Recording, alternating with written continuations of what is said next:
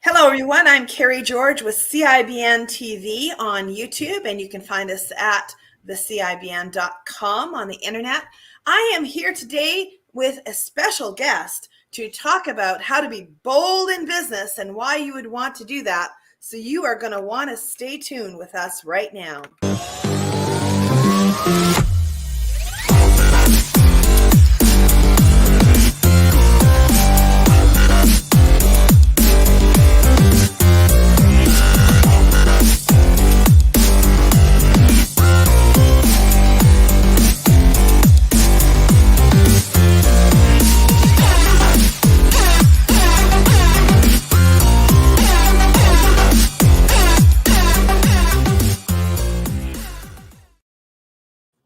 Hello, everyone. I am Kerry George with CIBN TV on YouTube, and I am here today talking with my good friend, Tracie Root from the Gather community. Woohoo! Woo! And we're going to be talking about being bold in business and why that is so important. Tracie, thank you for being here with me today. Yes, absolutely. Anytime, my friend.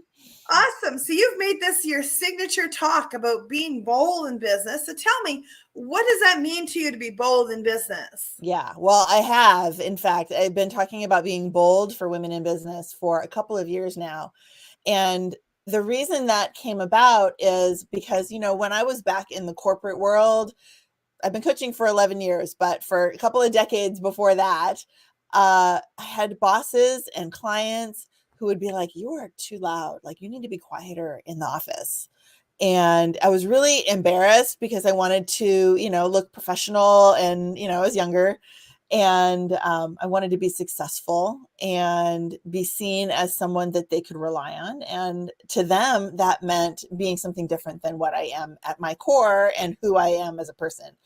So after years and years and years of kind of squashing my own boldness down and putting on a show every day at work, I thankfully was able to find coaching and start working for myself. And the bold thing came out of a seminar that I was at, and they asked us what transformation, how are you going to be different when you leave today? And I decided that I was going to be more bold. What's funny about that is I'm 6 feet tall. At the time, I had long purple hair, and everyone was really surprised that I would say I wanted to be more bold because I never had a problem being in front of the room or speaking or any of that. So they were a little shocked. And I said, the bold may show up on the outside, but I need it more on the inside. I needed to be able to allow my true, authentic self to come out even more. And ever since then, I've been doing that for myself and helping women to do that in their lives and in their business as well. Awesome. And tell us a little bit about the Gather community and how did you get started and what's all that about? Yeah, well, the Gather community started with another bold act, which was pre-pandemic. I wanted to create an in-person event space. I live in Santa Cruz, California, USA. And in Santa Cruz, there's a lot of small business and there's not a lot of real estate. So small companies, startups may not have room to have meetings. There's a lot of networking that's going on. There's a lot of, people in business that don't have the traditional kind of office thing. And I wanted to offer that, since my background was in interior design and project management in the corporate world, I knew that I could create a raw space or transform a raw space from what it was to what I envisioned women wanting to spend their time in all day to learn and grow and connect. So I created that event space. It was called Gather. That opened in October of 2019. And so normally when I say that date, everyone goes, "Oh," because you know what happened 5 months later. We had to close the doors, we had to turn off the lights, and we didn't know what the future was going to hold. We thought, on one hand, I was actually really grateful for the break because things were really, really busy and I was just on the verge of hiring some support. So I needed to regroup in a way. But on the other side, of course, we found out very soon that it wasn't just going to be a couple of weeks. And we needed to find a new way to connect to people. And I realized that I could use the things that I was offering, excuse me, I could use the things that I was offering in the space, rent the room, and I will help you with support and promotion and making sure that your room is ready for people. And I just moved it online. So instead of the room being a physical room of 1,000 square feet in Santa Cruz, it became the Zoom room that was accessible from people all around the world. And instead of someone renting the room, I started a membership where I would support my members with bringing people into the room, giving them great promotion, highlighting them as much as I could so that they could continue to grow their audiences online as we went through the pandemic. And then we evolved year over year over year. And here we are, international community, a lot more people and a lot of a bigger reach and impact than we ever could have had in a room in a town in California. Wow, that's amazing. And I know that your group has a particular culture, has a bit of a cause behind it. Tell us a little bit about that. Yeah, well, as women in business, I think that there are a couple of different opportunities. One is to kind of network in the more traditional, maybe patriarchal way, which is business cards and counting leads. And, there's nothing wrong with that. That's the traditional way of kind of going and networking, especially in person, but even online, right? Really tracking the ROI and all of that data driven analysis that comes with that kind of networking. And that's fine. The other side of things, especially for women in business, is more of a connection philosophy and uplifting the people around us and making sure that, yes, we know what each other do in business, but we also know who they are as people. We get to know them. And it's much more of a know, like, trust vibe as opposed to the, what am I going to get out of it vibe. And so our Gather community is very supportive. I am always doing whatever I can to highlight our members and to bring them together with whether it's networking opportunities or speaker summits or hosting their workshops or, again, promotion and visibility for our members and opportunities for our community to connect to each other. That is awesome. So this has been quite a journey that you've been going on. And I also, have a membership with the CIBN, and I understand the journey. It's been quite a time since 2020. Yes. Now, you have a philosophy behind all of this about being bold, and I want to come back to that because you have an acronym for bold and being bold and methods of being bold. So let's talk more about that as well.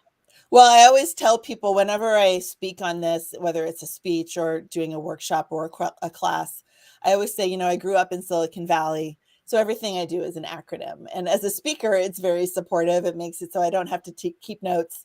I can just talk because I know exactly what B, O, L, and D are going to stand for. And it's this whole framework of starting and at B and ending at D, which is not the end, of course, but it's just that final step that takes you into action. So when we don't have time, obviously, today to go through all 4 letters and take an hour to just do my class here. And I'm going to have a workshop coming up that you can always find out about at my links page. But my favorite letter, I would say, out of all 4 of those, actually, it changes. I'll say today my favorite letter is B. Because B is where you get started. B is where the word begins, and it's where your forward motion begins, because B stands for build the path to your vision. O, L, and D, those are great letters, but B is where we begin, right? We have to figure out not only, so build the path to your vision. What's the vision? We have to understand what it is that big dream is. And then when we take the big dream and bring it down to the big goal, and then maybe the secondary goal, and maybe the more close goal, how do we build the path to get to that goal so we can get to that goal, so we can get to that goal, to the dream? And so I find a lot of women in business are, we're so in the weeds of doing the day-to-day in our business, in our homes, in our families, in our communities, that if we don't have a really clear idea of where we're going and why we're going there, then it's really hard to stay on track. It's really easy to just go do something else in the, my laundry room's here, my bedroom's here. I can it's really easy for me to think about needing to go take care of the laundry because I'm here in my office and it's surrounding me. But when I have a plan that I can follow, then I can stay focused and stay on track with the things that I want to accomplish so that I can get to that goal, to get to the next goal, to get to the dream. So clear goals are the first step. Really understanding where you are in relationship to that goal, right? If it's a financial goal, what's your current financial status? Like, be honest with yourself, because the only person you're lying to is you if you don't. So really have a clear picture of that, and then create that plan of action. What are you going to do? How are you going to do it? Who's going to help you? And what can you do to really make a difference for yourself as you move from where you are to where you want to be? So be building the path to your vision. Super, super important. And you can't move on without it. So that's So B for bold. There's other things, but if we don't start there, we're not starting anywhere. that's super cool. So when you think about bold women and bold women of the past, who comes to mind for you? Well, so I am a fan of pop culture. So some of the bold women that come to my mind, and you may or may not resonate with these particular people or their music. I am a musician, I am a dancer, so I am a big fan of performance and concerts and theater and all of those things. So I guess the first one that comes to my mind is Beyonce, who's kind of the queen of everything in her world. And the thing about her, I don't know if you've seen her documentary that came out a few years ago. It's amazing, because what you see is her and her talent and her self surrounded by her community, the people who care about her, the people who are helping her create her vision of what her performance and her package is going to look like. Everything from choreography to costumes to staging to lighting to all of it. It's amazing. And if you imagine yourself kind of in her place and think of it with your business of who's helping me with this, who's helping me with that, you can kind of relate all to it. Now, I'm not going to say that I am Beyonce, but you know what? In some ways, I am, because I have my own business, I have my own brand, and I am bold enough to say that these are the things that I'm good at, and I want to bring people around me to help me do the rest of it, because I think that's really what she does, and I think it's very inspiring. So I'll start with her. That's super cool. That's not where I was expecting you to go at all. So I was like, wow. Because when I think But about it makes bold sense, women, right? yeah, no, I think about people in history. I think about Joan of Arc, and I've done a leadership series recently Yeah. on the CIBN TV YouTube channel, and I was focusing on people from the past, Yep. stories Well, from and the there's a past. million people, That's and there's really tons of super people cool. to be inspired by from the past as well. But what I love about a Yeah, contemporary example is that we can relate a lot more to their current situation, right? Beyonce yeah. is out there dealing with her stuff right now. And, 100 years ago, things were very different for women. And yes, those inspiring women from history overcame a lot of that. There's suffrage movement and there's, so many things, but no time is like now. And since we live now, I love thinking about how we can be bold now and get inspiration from the other women who are being bold now. Taylor Swift is another one. Again, I'm a musician and a fan Mhm. of pop culture and showmanship, right? She's amazing. And you may not like her music, but you can't deny what she's created, her brand, her business, her Yeah. entire community. And it's just amazing and inspiring. And, I'd love to be as successful as Taylor Swift. That would be awesome. Yeah, and you're making me think of new people I hadn't even considered. Like I'm thinking of Dolly Parton. Like Absolutely. she's Dolly an Parton icon, is a great you example. know? She's incredible. Yeah, I was And love, watching some like there's no one documentaries on the about her. planet who doesn't like Dolly Parton. Everyone Right? loves Dolly Parton. There's nothing not to love. Yeah, she's amazing. Yeah, it's just you're really stretching my mind to think about new things Right. and now things current in our culture in North America, you know. So yeah, and I would encourage women from all over the world to be bold. And yeah, we have a lot to be thankful here in North America and the Western world, but it was brought to my attention in the recent years that we are actually only about 20% or less of the planet. There are still a lot of women all over the world who are living Absolutely. in very archaic circumstances. So You know, so we and want to I be a have light and a vision to them. absolutely. And you know, there are other countries obviously where the ability to kind of stand up and speak out are way more limited. And at the same time, we've seen women do it. Malala is a great example. You know, there's the cultures in that part of the world. It is a lot harder to allow yourself to be seen in a safe way.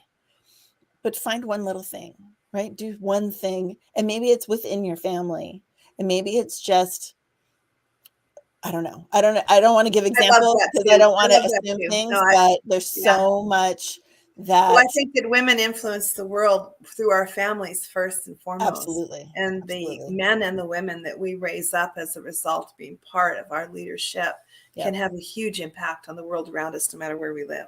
Yep.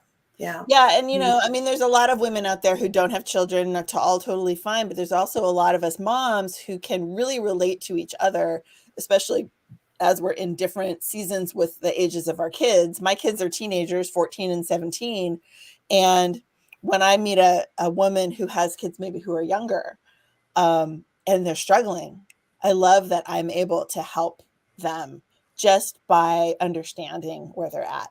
And when women have kids who are older and they're maybe out of the house and they've gone through the college situation or whatever that we're kind of on the stairs of, that connection that we have, they get to help me. It's the whole asking for and accepting help and offering help. That cycle of supporting each other is something that, you know, can't be understated how important that is. Yeah. You know, if we were Or talking about up overstated. Maybe I leveling did that our wrong. yeah, you know, and I was just thinking about bold. Bold as a definition, you know, be fearless, be courageous, step forward, do something now. You Yeah. know, all those things. If we were talking about up leveling our bold right now, like Yeah. what's one thing we could do to up level our boldness? What do you You think? know, when I'm doing this in a workshop, I always ask everyone, what does bold mean to them? Because really there's a variety of things. Sometimes it's speaking, right? Because and since we're in a teaching place at that point, or I'm doing a speech, people are always can relate to that because there I am talking. But sometimes it means other things. Sometimes it means just really honing in on what you value, your personal values. Sometimes it means to do things that you've never done, even though it's scary. And what if you fail? And what if people judge you? And all of those things. What if you did it anyway? What's the worst that's going to happen? So, all of those things, doing anything that's outside of your comfort zone, especially if it's way outside your comfort zone, you can consider that a bold act. The other things, so what I would say to women who want to up level their bold is figure out what it means to you first, and then decide that you're going to take a step in that direction. So if it's speaking, public speaking, for instance, what if you did a little video on Facebook? What if you did a video and sent it to your friend? Right? Maybe that's the start, is a one person video, or maybe you have a group text with your family, or maybe, you know, so little steps to be able to start to build that muscle of stepping out of whatever is holding you back and doing a little more. And it's not about how big it is. It's about doing something that is uncomfortable for you so that you get stretched and you grow. It's like going to the gym and building muscles. You have to start with what you can lift. And then next time, maybe you can lift a little more and a few more reps and a little heavier, and you can go forward from there. But you have to start where you are. And there's no shame in that, right? If you see people, and that's the other thing is comparison, right? If you see people that you're like, oh my gosh, they're so amazing, I could never do that, so I'm not doing anything. That's not going to serve you. So maybe you think you could never do that, but if you're inspired, do a little bit. Get started, right? Take the first step toward what being more bold means for you. That's awesome. You know what? I was just thinking about the public speaking thing, and a lot of people really struggle with that. And that's a great way to start, a great place to bring that frame of reference into place. Because, I've read that public speaking for some people and they're as afraid of that as they are death or Yep. rattlesnakes. And I'm like, I know. And as speakers, it's kind of hard to believe that that's true, right? But, not everyone's a speaker now. oh, but I've seen it. I've seen it. Like in us, we started in the in-person space, doing networking in person. Mhm. And when we would have new business owners that would come in, or even business owners that had been in business for many years, but they weren't used to standing up in front of a group and saying, "Hi, this is my name and this is what I do." Yeah. Like, I have literally seen them break into tears. I've seen them Or sweating. I've seen the sweat. I've seen them shake. I've seen their knees buckling. For a 30-second introduction. Right? Leaning on the table, like just consumed by fear because they have to talk for just seconds. Well, and that's one of the things when you have a community, what we do in the Gather community is I really want to make sure that everyone who comes to our events, if I'm hosting the event, I want to make sure that everyone has an opportunity to be seen, to feel valued as part of the community, right? So it may be that I just say, raise your hand. And if people raise their hand and they're kind of like, right, then that's bold for them to actually voluntarily raise their hand. And if I say, unmute and, give me a word, then, for some of them, they're going to be like, I'm not going to say my word. I'm not prepared for this. I'll type it in the chat, right? No, open up your mic and say the word. So anytime that we as facilitators and coaches and guides can help someone stretch themselves, the more impact we're making on where they're going to be able to go in the future. And so that's really important to me. And it's really important for all of our Gather community events to include and make sure everyone feels that it's a safe space where they can do that. Absolutely. Well, that's so much fun. And I was just thinking about that really changes people's lives when they're part of a community. We've seen it in ours as well, that transformation that happens when somebody takes those first steps. Yep. And the next thing, like I've had people, I recall one lady who was a house cleaning lady. That was her business. Mm-hmm. And she literally shook when she had to give her first presentation. And after she was done, this was a 15-minute presentation in front of the group. And after she was done, I overheard her on the phone with her husband going, "Honey, I did it. I did this presentation and I'm okay. And it was all right." And they liked it. Oh my gosh. That just makes me so happy. Makes my heart sing. Right? Yeah. I have a gal in our membership at our high level visibility and speaking membership who last year was in the notch down before that and was really shy about being on our speaking events as a speaker. And in that level, you get a handful of minutes, a couple of times a year to do a thing. And she resisted doing like telling personal stories or anything, and did like a meditation and stuff, which was great for the event, but it wasn't really helping her showcase her so much as far as what she did in her business and how she really became who she is, which is an amazing person. And this year she had a chance to speak on a panel with me. And then after that, she's like, okay, I'm ready to do more. It's scary, but I know that I can do it now. And so that little start and that support that she got in doing the beginning of her journey really set her up for being able to see herself to be able to do more. And I think that's the gift that we give people in community and that we give people with coaching, is to be able to show them what we already see of them, which is that they're capable of so much. So let's go after it. Absolutely. Yes. And it is a winning thing to be part of a community. I know that from my community and from other communities we've encountered. Then the Gather community is a beautiful community of women getting together and doing great stuff together, learning to be bold, Yep. and learning to empower each other, and really appreciate that. There's a lot of great communities out there. I should also mention the WEN community is another one, the Women Yep. Entrepreneur Network with Haley Gray. Fabulous community. I love to see the collaboration that we have going on between the different groups and the stuff that's happening as we empower each other to be bold, take the communities by storm, and do something amazing. Well, thank you for being with me today and talking about being bold in business and how empowering it is. And I do believe it is the beginning of things for business owners. It's the beginning of movements. You know, we talk about doing it in a safe place in North America, and we're thankful that we can, in most cases, do that. But oftentimes the being bold has been the beginning of a movement that wasn't safe in the beginning. You know, in the suffrage movement, that was not safe. And in many places around the world, when women are standing up to be bold, they're not in a safe place to do it. But it's those baby steps of getting done what can be done that moves it to the next level for the next generation. And if they are able to hold their community close around them for support, it's just that much easier, right? Absolutely. If you're there by yourself, it's a lot harder than if you've got, you know, some people surrounding you and holding you up while you do the scary thing. That is always true. It's always true.